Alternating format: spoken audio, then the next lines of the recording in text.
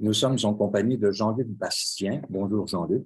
Bonjour. Il faut dire que Jean-Luc, pour renouveler la mémoire des gens qui sont des passionnés de théâtre ou qui connaissent bien le théâtre, Jean-Luc a été le premier homme dans une cohorte, la première, de l'École nationale de théâtre. Ça remonte à quelques années, Jean-Luc. 1960. Et la personne qui me donnait la réplique pour entrer à l'École nationale était Louisette Dussault. Alors, c'est comme ça que vous vous êtes rencontrés? Non, un petit peu avant quand même, parce qu'on était déjà un peu dans le milieu. Et autre petite anecdote, le juge à l'audition était évidemment Jean Gascon et qui avait dit à ma réplique, est-ce que vous passez l'audition? Elle a dit non. Ben, il dit, vous devriez. Ben, elle dit, écoutez, je travaille présentement avec Lucie de Vienne-Blanc. Ben, elle dit, passez l'audition l'an prochain. Elle a passé, puis elle a été acceptée. Et par la suite, vous avez cofondé le TMN, si on veut, une compagnie de théâtre, et vous étiez un groupe quand même assez impressionnant. Ben, ça remuait, en tout cas, dans les brancards à l'époque, j'imagine. Il y avait Louisette. Il y avait Louisette, il y avait Nicole Leblanc, il y avait Jean-Claude Germain.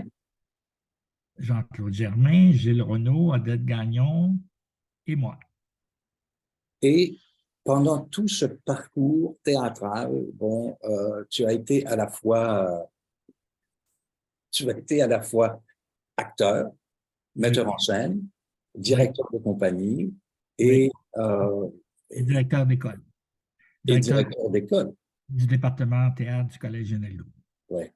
Alors, évidemment, c'est de Louisette dont on aimerait parler parce que toute la colonie artistique est en deuil. C'est le cas de Oui, bien sûr. Non, non, écoute, on a été très près. D'abord, on a été à l'École nationale ensemble et dès la première tournée officielle des jeunes comédiens de l'École nationale, qui avait été fondée avec les premiers finissants de l'École nationale.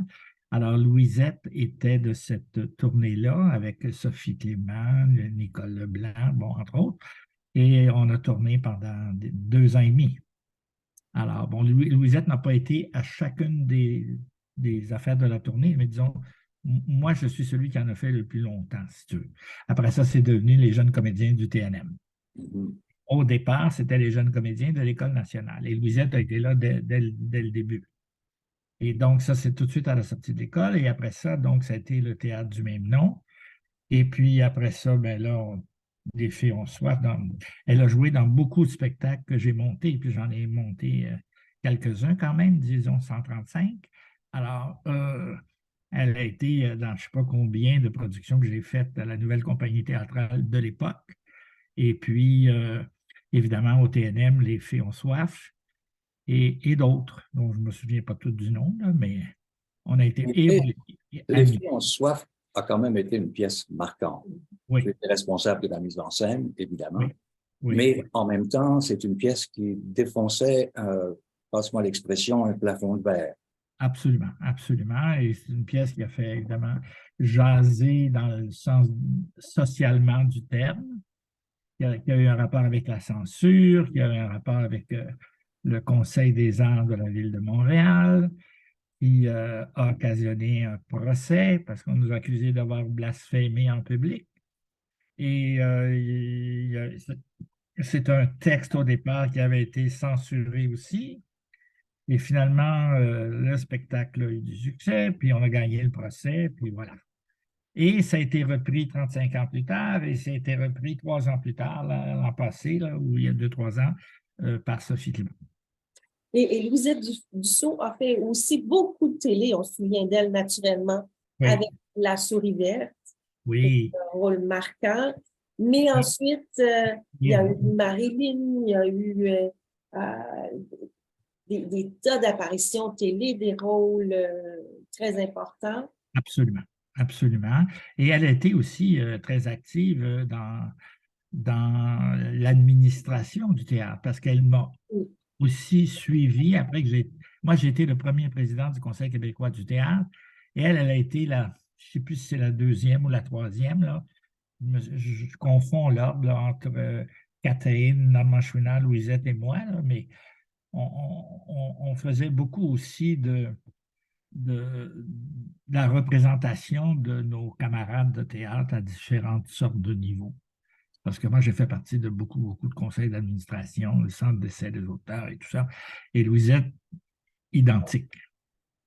Sylvie, ici, a une mémoire incroyable et j'aimerais que tu nous chantes un petit peu le thème, le thème de la souris verte. Allez. Pas au complet, Pas au certain, complet. mais ça commençait par 10 moutons, 9 moineaux. Marmotte, c'est la fin. OK. On va venir là. Louisette aussi était une femme très politisée, hein, partie des femmes pour la souveraineté et co-présidente du comité régional avec Marcel Masse. Oui, absolument. Et on a participé à le fameux spectacle aussi. Elle était là dans Chants et poèmes, La Résistance. Qu'est-ce que c'était? Exactement. Pardon? Je dis exactement. Oui, chant et poème. Chants et poèmes, La Résistance, c'est ça. Au Jésus. Bon, on était tous, tu sais, on était tous. Le milieu, il faut dire, à l'époque, était beaucoup plus petit que maintenant. Et donc, réellement, tout le monde se connaissait, là. Et il y avait un esprit de fête qui faisait qu'on était toujours dans les mêmes restaurants tous les soirs. Et c'était vraiment cette époque-là, ce qui est plus du tout. Moi, je ne suis plus là depuis longtemps, là, mais quand même, tu sais, il y avait une. C'est là qu'est née la naissance, en fait, de la dramaturgie québécoise avec les Belles-Sœurs et tout ça, et Jean-Claude et le Grand Cirque Ordinaire. Donc, il y a eu une. Bon, puis moi, je m'occupais comme président du Conseil québécois de théâtre aussi. Il y a eu la naissance d'une trentaine de compagnies qui faisaient du théâtre québécois qui sont nées dans cette époque-là, là, dans les années 70. Donc, on faisait partie de ça, là. Est-ce que Louisette était une goutte en train? Vous alliez manger au restaurant très Non, souvent, non, oui, probablement. d'abord, c'est une chanteuse, hein, ce que moi, je ne suis pas du tout, là. Mais donc, non, oui, elle était une bout en train, puis elle était toujours d'accord. Elle était toujours d'accord, Louisette, là. Elle avait une énergie, d'abord, elle avait une énergie sans nom, là, tu sais, elle avait deux jumelles qu'elle élevait en partie seule. Et tu sais, quand elle a pris le contrat de Marilyn, là, je ne sais pas si tu le sais, mais avoir deux jumelles de bas âge, là, je ne me souviens plus de l'âge, c'était peut-être 5 ans, 7 ans, 8 ans, je ne me souviens pas. Mais il fallait gérer tout ça, là, puis tu sais, apprendre des textes, on sait tous ce que c'est, là, être acteur, apprendre des textes pour la télé 4 jours semaine, là. D'ailleurs, elle a écrit un numéro avec ses jumelles, Oui, la c'est ça, pièce maman. Maman. Non, mais ça, c'est né de, ça c'est une anecdote de Denise Boucher, là, mais c'est né où elle racontait ça à des amis, puis ils ont dit, mais écoute, tu devrais faire un spectacle, finalement, c'est comme ça que c'est né. Mais c'est sa vie de tout, parce ils étaient déjà avec le père de ses enfants en garde partagée. Donc, elle allait toutes les semaines chercher les filles à Trois-Rivières. Dans Maman, c'est ça qu'on voit, là, le trajet par autobus, là. Alors, et tu sais, Maman, elle l'a joué 500 fois, là, à travers le monde. À travers le monde, hein? Oui, Oui, parce qu'elle elle a même eu le prix de Chevalier des Arts et des Lettres de France en 2002. Ben oui, Même, ça a été une très belle carrière. absolument. Comment elle était comme amie? Est-ce que j'imagine que c'est une amie fidèle? D'ailleurs, tout le monde en parle tant bien de. Oui, absolument. Mais moi, écoute, Louisette, c'est un peu comme ma sœur, dans le sens que on s'était déjà dit ça. Je lui avais déjà dit un jour, Louisette, je sais que moi, j'ai voyagé beaucoup, hein, dans ma vie. Alors, j'ai dit, je sais que si un jour je suis mal pris en Inde, je t'appelle, tu vas venir. Elle m'avait dit oui, sans problème. Ben, j'ai dit, tu sais que c'est pareil pour moi. Non, c'est sûr qu'elle elle était partout en même temps. Il faut dire que moi aussi, j'ai toujours été actif et pas mal d'affaires en même temps, mais on dans la même mouvance, d'une certaine façon. Je retiens beaucoup son sourire, c'est-à-dire qu'elle entrait dans une pièce, Oui, même absolument. si c'était sur scène, en la voyant, il y a un sourire qui s'installait dans nos visages. Oui, Elle absolument. diffusait ça, elle rayonnait ça, le plaisir Absolument. de vivre. Le sourire et le dynamisme et l'énergie aussi. Tu sais, Louisette, elle mesurait 5 pieds, hein, mais quand elle était sur scène, il y avait du dynamisme là, qui se passait là, quand même.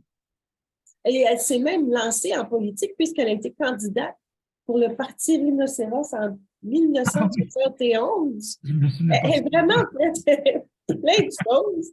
Ah non, non, mais écoute, elle faisait, mais je ne veux absolument pas diminuer Louisette, là, mais c'était, comment dirais-je, à l'époque, c'était moins, comment dirais-je, je ne sais pas quoi dire, moins, je vais dire quelque chose qui n'est pas fin, là, mais en tout cas, moins individualiste que maintenant. C'est-à-dire, quand tu appelais quelqu'un pour jouer, je vais vous donner une anecdote avec Gaétan Labrèche. Tu sais, je l'appelle un jour pour jouer dans un Molière. Il ne me demande même pas, ça, maintenant, là, tu passes par l'agent. Il ne me demande même pas le rôle. Il dit quelles sont les dates? OK, je suis libre. Il ne m'a même pas demandé le personnage. Tu sais. Alors, ce qui veut dire que on était toujours, excusez-moi le mot chinois, là, mais on était toujours willing.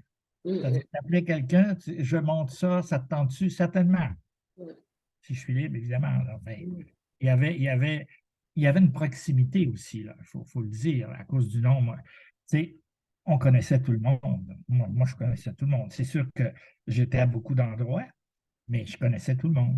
Alors, Louisette, c'est pareil. Là, puis, même chose pour toi, Winston. Là, tu sais, on connaissait le milieu de façon intime. Je me souviens, je vais te raconter une petite anecdote qui s'était déroulée au moment où j'animais l'heure de pointe au propriété des jardins et qu'au lendemain de la première de Théon Soif, il s'était créé un groupe qui venait sur le plateau, autour du plateau, réciter le chapelet. Oui, bien sûr. Ah ben écoute. C'était les bérets blancs, je crois que c'était. Oui, Non, ce n'est pas les bérets blancs, c'était les jeunes catholiques pour une civilisation chrétienne, quelque chose comme Ah, ça. merci, Et merci. c'est eux qui ont fait le procès, c'est eux qui ont intenté le procès. C'est en leur nom.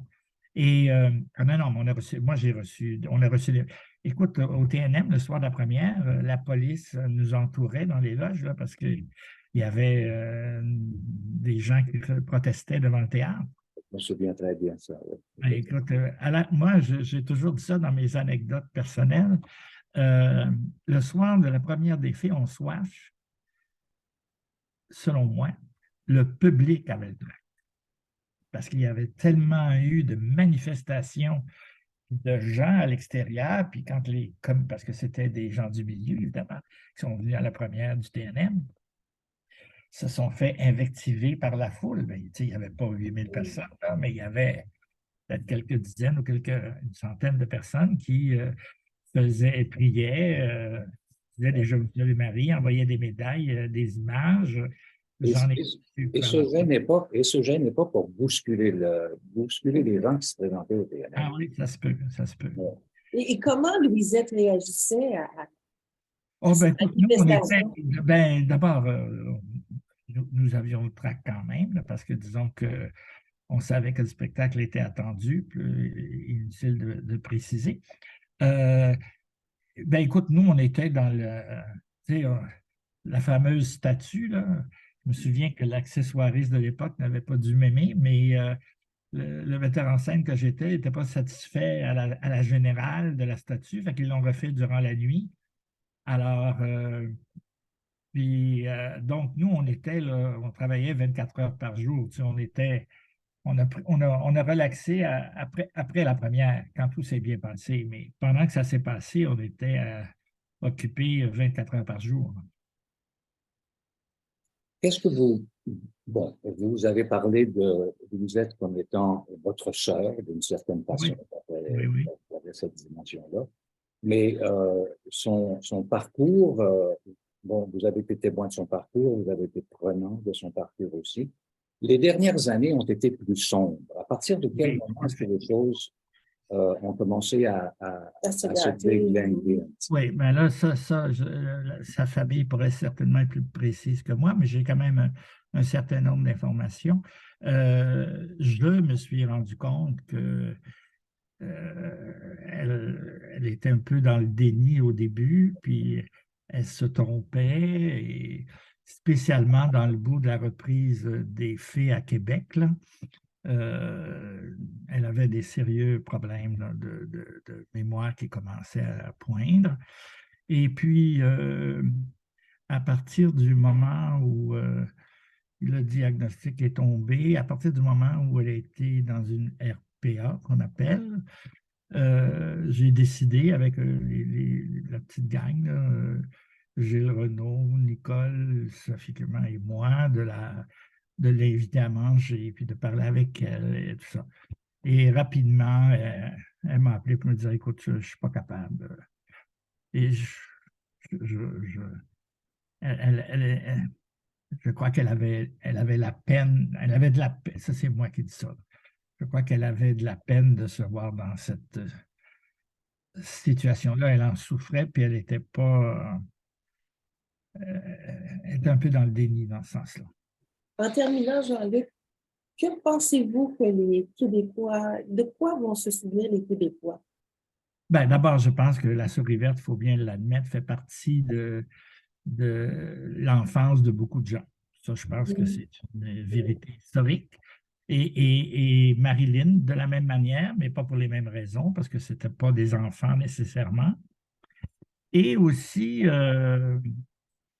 ils vont se souvenir d'elle comme d'une femme de théâtre dans le bon sens du terme, dans le sens noble du terme. Absolument, absolument. Et puis, elle vient d'une famille d'artistes aussi, là. Son frère est pianiste, sa sœur est chanteuse d'opéra. Et sa sœur travaillait avec moi à Sainte-Thérèse aussi, donc en lien, là, tout ça. Non? Non, les gens vont se souvenir d'elle comme d'une femme de théâtre, dans le bon sens du terme. Jean-Luc, ça a été très généreux de votre part d'accepter notre invitation. Avec grand plaisir. C'est un son qu'on n'avait pas nécessairement entendu. Et on vous offre actuellement toutes nos condoléances ainsi qu'à toute la famille de Mme Gisèle. Merci beaucoup. Merci beaucoup. Merci. Au revoir.